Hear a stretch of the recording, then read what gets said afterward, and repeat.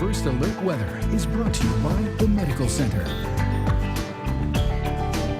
Lots of weather problems to the southeast of our area, and even though we're getting a lot of activity showing up on radar, not a lot is hitting the ground. We're not too concerned about what we're seeing right now. If you are seeing a little bit of precipitation, it's mostly light. Some of it may be mixed, could be a little sleet, could be a snow flurry, could even be a raindrop depending on the temperature. Right now in Bowling Green it's 31. We're just 1 degree below freezing, but we have this overrunning moisture coming in with this next system. This is part of that major winter storm that's affecting the southeastern United States with ice and snow and even some heavy rain south of that. We're just going to get clipped a little bit in our southeastern counties with this system.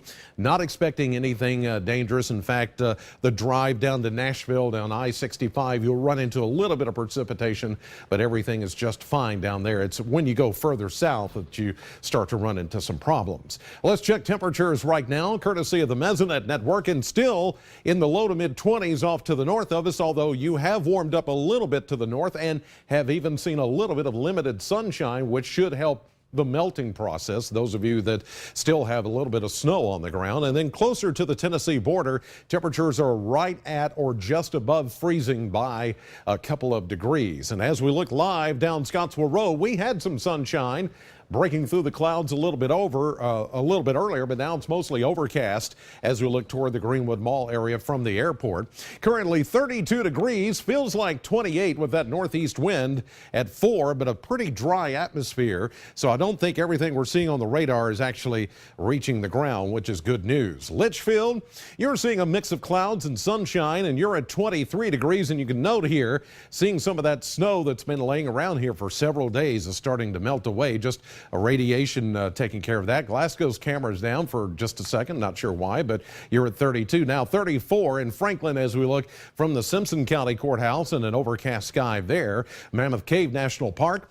Some high clouds, a little bit of blue sky. You're at 32, and so is Munfordville, seeing those clouds and 32 degrees. A slew of watches and warnings, of course, continue out to the southeast of us. Here's Bowling Green, southern Kentucky. Everything is south and east of us. So if you head, say, to the Great Smoky Mountains, Knoxville, down to Huntsville, Alabama, Atlanta, Raleigh, Durham, Columbia, and then where it gets really bad, Atlanta to Macon, then over to Charleston and Columbia, South Carolina, where ice storm warnings continue at this hour, and the radar spells it out, the different variety of precipitation. On the north end, as we're getting a little bit warmer air, we're starting to see a mix between Nashville and Huntsville, Alabama on I-65, so it's just a wet drive there, but it's Atlanta to Columbia where we're getting the reports of ice. In fact, here's proof. Here's a couple of pictures from Columbia, South Carolina.